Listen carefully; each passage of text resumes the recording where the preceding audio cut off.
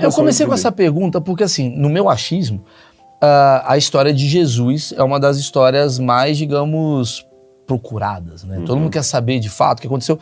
E na minha impressão, ali é o lugar ali, esse lugar Sim. ali, que é onde tá as principais escavações sobre o entendimento desse assunto. Você, com esse tanto de experiência que você tem, o que você tem para falar sobre a história de Jesus, assim? O que de fato foi verdade, o que de fato foi mentira? Jesus realmente existiu? Os milagres de Jesus? Como é que fica o seu conflito entre técnica, que é o que você está vendo, e livro, né, que é o que romantiza, né? Por favor, queria começar com esse assunto. Olha, foi boa sua pergunta. Em primeiro lugar, por curiosidade, quando eu estava vindo para cá, eu estava conversando com um rapaz que ele me perguntou a mesma coisa. Como é que você lida com esse negócio de ser um cara acadêmico e as questões de fé? Né? Porque aparentemente, por trás de uma pergunta dessa, está assim, que a fé é uma coisa do leigo, do simples, da pessoa provinciana, e o acadêmico, né, do erudito, sabe? E os dois não se conversam. Aliás, se a gente olhar para a maioria dos crentes, vou usar a palavra crentes, no sentido bem técnico mesmo, são pessoas provincianas. Se você olhar assim, quem que é o católico raiz?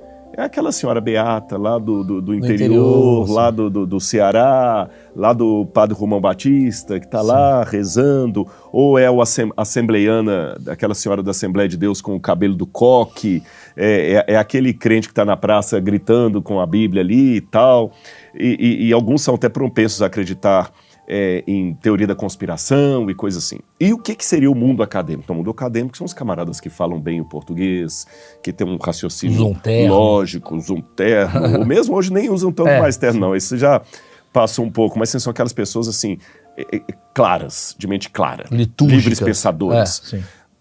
Resumindo, o acadêmico olha para isso aqui e ele fala que há uma garrafa de cor azul aqui e outra amarela, ponto. Mas o religioso, o crente, não. Ele acha que ele tem uma coisa mágica, não sei o quê. Quer dizer, quem é técnico é o acadêmico. Não é que eu me desencantei, mas hoje eu já não tenho mais aquela visão romântica do mundo acadêmico, não que eu deixasse de ser acadêmico, porque eu sei que, na verdade, não é assim como as pessoas pensam. Em primeiro lugar, mesmo entre o mundo acadêmico, há os mais diferentes tipos de pensamentos e opiniões. E você vê muita estupidez também no mundo acadêmico. Claro. Eu acabei de vir de um congresso agora que tinha teólogos do mundo inteiro. E você tem ali, cara, tudo é tipo de coisa que vem. Por exemplo, eram mais de 5.000 apresentadores não, congressistas. Tinha uma área lá de Apocalipse, que tem uma parte de Apocalipse, em que Jesus fala o seguinte: eis que estou à porta e bato. Ou alguém da chamada teologia feminista, doutora, numa universidade, estava apresentando um paper que aquele eis que estou à porta e bato é o pênis de Jesus na vagina da igreja. Da onde que a pessoa tirou um negócio desse? Essa interpretação... Tem umas coisas abstrusas que é muito louco. Eu não estou falando que foi o carinha da praça gritando lá com o português errado. Não, estou falando uma mulher doutora. Você está entendendo? Mas não é uma interpretação? É uma interpretação, mas assim... Tudo bem, é de um acadêmico, né? É que hoje tem um livro, até esse livro foi interessante, ele foi escrito por uma agnóstica e um ateu. Um agnóstico de Yale e um ateu de Harvard, onde ele fala, eu vou lembrar o título aqui agora, que está vindo na cabeça, que eu li esse livro já há um tempo, onde eles estão mostrando como é que nós estamos passando agora uma época de estupidez travestida de academicismo. Ah, concordo. Repito, quem escreveu não foi um crente, foram dois acadêmicos ateus. Eles até falam do cinismo, pegando a teologia cínica da época de Diógenes e fazendo uma crítica ao mundo acadêmico hoje, que está falando a pior idiotice com ar de cientificidade. Sim. Você está entendendo? Sim. E peraí. Então hoje não está muito no preto e no branco, não. E eu prefiro dividir a história assim. Você tem a situação do leigo, do acadêmico, e tem a sabedoria. Eu busco a sabedoria. Claro. E qual a diferença entre os três? Bom, eu vou colocar um provérbio chinês. A pessoa provinciana, leiga, ele olha para as flores e são só flores. As árvores são só árvores. Os pássaros são só pássaros. O acadêmico não.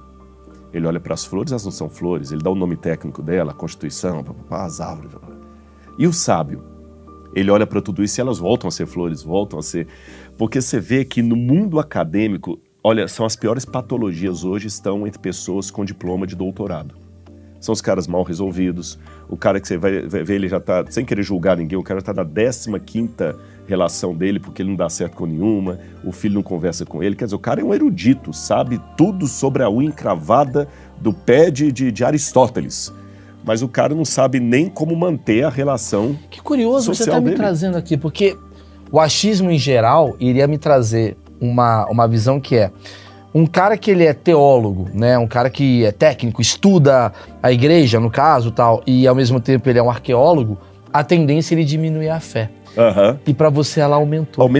Aumentou. Eu não respondi daquela pergunta que você me fez Sim. sobre Jesus, eu vou respondê-la, tá? Não tô fugindo dela. Sim, Mas sim. eu queria dar esse preâmbulo para você saber até qual Mas que é o muito cara que tá aqui. interessante isso, cara. A fé é que também tem uma versão distorcida da fé.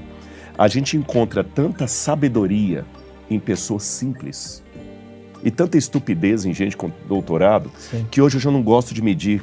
Na verdade, eu não gosto de medir ninguém, porque a gente não pode julgar ninguém. Mas eu não gosto de rotular as pessoas pelo título acadêmico. Claro. Eu prefiro rotular o seguinte, pela sabedoria de vida. As pessoas estão bem resolvidas Vivência, né? consigo mesmo, vivência e tudo mais. No meu caso específico, eu tenho pessoas que eu amo muito e respeito muito e que não chegaram à conclusão de fé. Eu tenho muitos amigos ateus, agnósticos, e a gente conversa e tudo mais, e alguns até falam, eu queria acreditar como você. Então, o que eu vou dizer aqui não é arrogância, mas é testemunhar a minha busca pelo significado da vida. E no final das contas, todos nós estamos num grande achismo. A questão é, qual a certeza Eu que você concordo. tem desse achismo ou não? Que eu só sei que nada sei. Exatamente, Sócrates. Agora, vamos à pergunta de Jesus, para também não ficar uma coisa muito vaga. Não, relaxa, vamos embora.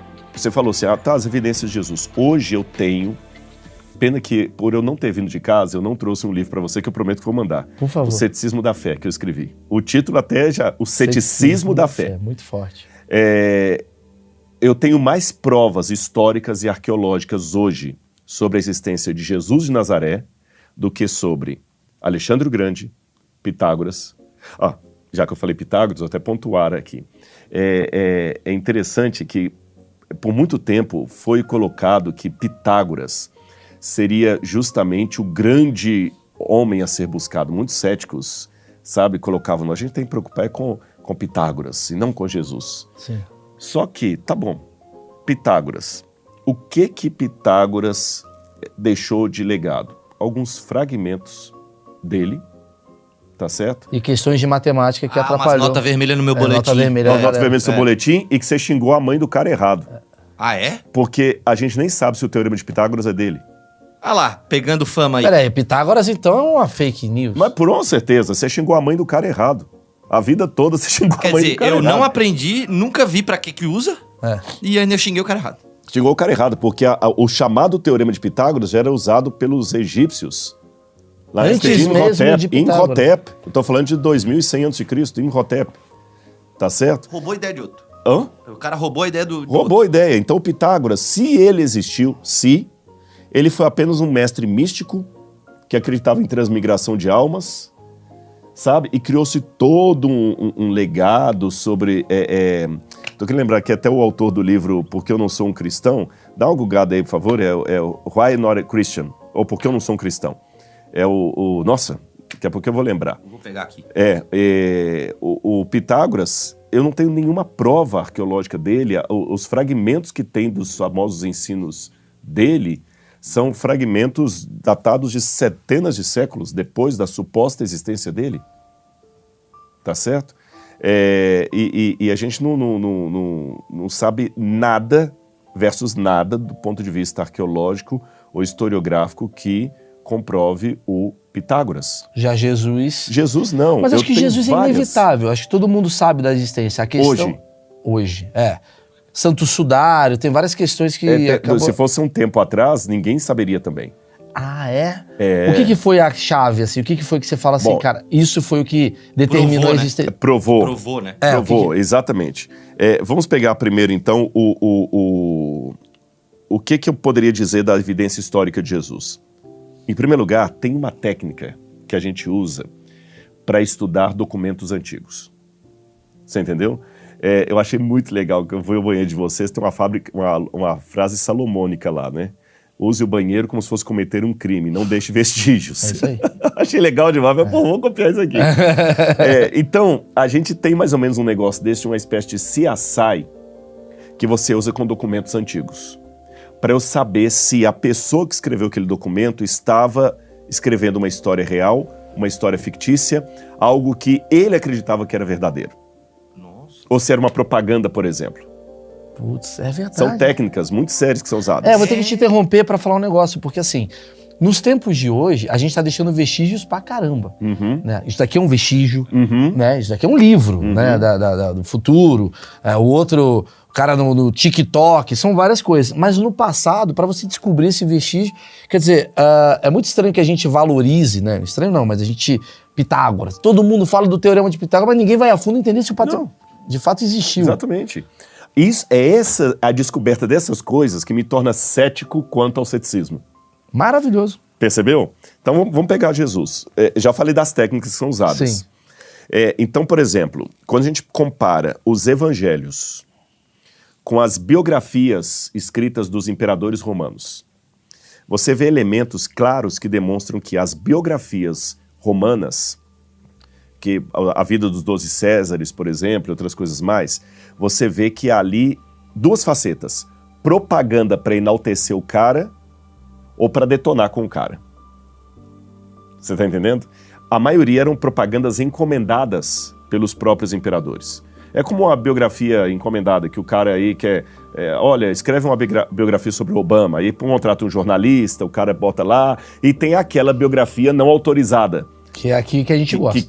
Que quer detonar. Histórias ruins. E aí, como arqueólogo, eu vou tentar verificar, junto com os historiadores, o que há de procedência ou não disso.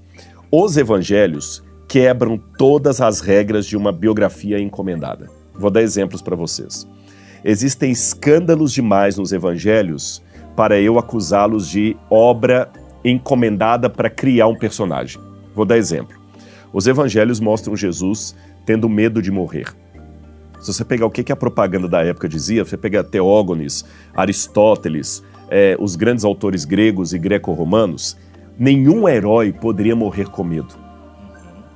Nenhum herói. Você tá certo? Você vê o Heitor, ele bate no peito, é alegoria, clama, né? Alegoria, ele não pode morrer com medo. Jesus demonstra medo.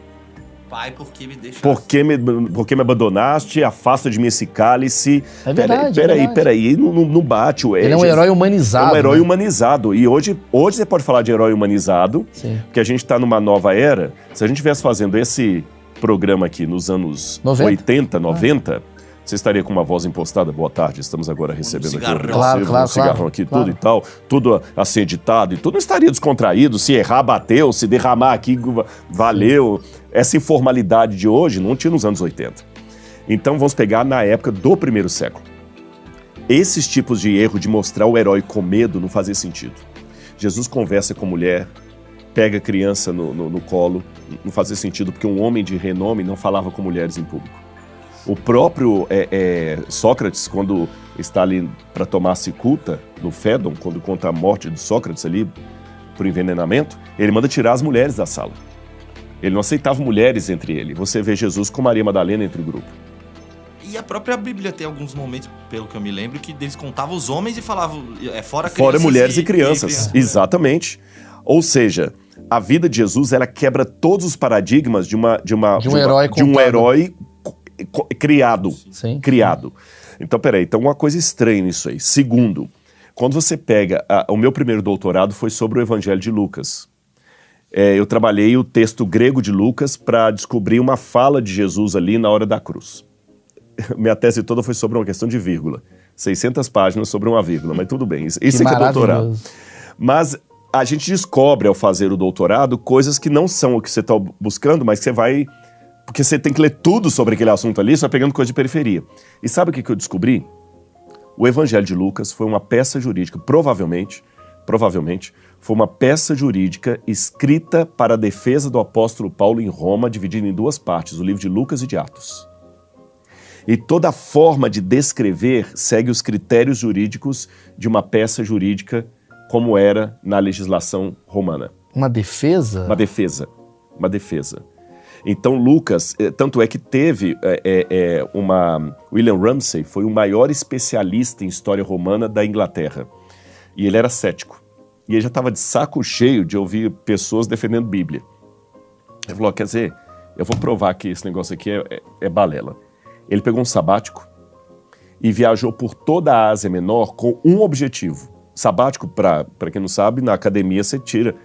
Europa, Estados Unidos, Brasil não tem isso. Sim. Você tira um ano para ficar pesquisando e tudo mais e tendo seu salário depositado ali, mais um extra para fazer as pesquisas. Ele procurou provar que Lucas estava errado de A a Z, porque tinha muitas discrepâncias, por exemplo, entre uma forma que Lucas usava um termo técnico e uma forma como você encontrava aquele termo técnico em Cícero, ou Suetônio, Tácito. E depois de um ano investigando, William Ramsay descobriu que Lucas não cometeu um erro sequer. E quando ele percebia os achados arqueológicos de inscrições, estelas, documentos, ele percebeu que onde havia discrepância entre Lucas e Tácito, por exemplo, Lucas é que estava certo. Ou seja, o Lucas foi escrito para ser uma peça jurídica, documentada, sim, analisada, sabe, CSI. Zero informal. Zero informal. Então você vê que é um negócio corrente. Porque tinha algo então muito forte. Outro elemento, existem pequenas contradições nos evangelhos. Eu vou voltar nessa do Lucas. Tá. Esse elemento corrobora uma tese da... Qual tese que você quer corroborar com isso? Tipo assim, que Jesus de fato era um ser... E que fez as coisas que fez. Porque são duas coisas que eu tenho que provar aqui. Primeiro, que Jesus existiu. Ok, já sabemos. Isso é beleza. E segundo, que ele era aquilo que falou. E por isso os textos mais jurídicos... Jurídicos, exatamente, são uma evidência disso. Entendi. Porque Tiradentes existiu. Entendi. Mas aquele Tiradentes do quadro, vestido de branco, com o cabelo grande, a barba aqui, aquele Tiradentes não existiu. Interpretação do cara. Em alemão eles têm até uma diferença. Eles falam em alemão Historier e Geschichte. Não tem tradução para Geschichte em português. Historisch foi aquele que existiu mesmo, histórico. Sim. E o Geschichte é um historial, uma coisa assim... Caricatura do que... Uma caricatura, um romanceamento. É o Tiradentes do quadro lá. Entendi. Que o cara pintou para parecer Jesus, aquela coisa. Embora Jesus tenha várias formas, não sei o quê, quando você estuda, como é o seu caso... O Jesus do Evangelho é histórico. É histórico. É histórico. Então estou mostrando algumas evidências aqui. As contradições dos evangelhos. E tem mesmo. Tem um evangelho que fala que Jesus estava entrando em Jericó quando ele curou o cego. Aí o outro evangelista fala que ele estava saindo de Jericó. Peraí, ele estava entrando, estava saindo. O Rodrigo teve uma diarreia quando ele começou o podcast, quando ele terminou o podcast. Sim. Aí você vai para o mundo jurídico, tem uma coisa interessante. E se tiver advogado assistindo a gente, ou jurista, ele vai concordar com o que eu estou falando, pode até deixar nos comentários aí. Se 2 ou 3 testemunhas contam a mesma coisa, sem errar uma vírgula, o promotor fala assim, elas foram orientadas. Elas não estão sendo espontâneas. Tá. Porque o espontâneo é você equivocar num detalhe que vai diferir de outra testemunha ocular. Ainda mais num livro escrito por tanta gente. Exatamente, tantos anos, né? Exatamente. Então você tem que ter pequenas discrepâncias na periferia e você tem que ter congruência no elemento central. Claro. Aí eu sei que o depoimento é verdadeiro. Senão tá combinado entre as partes. Exatamente.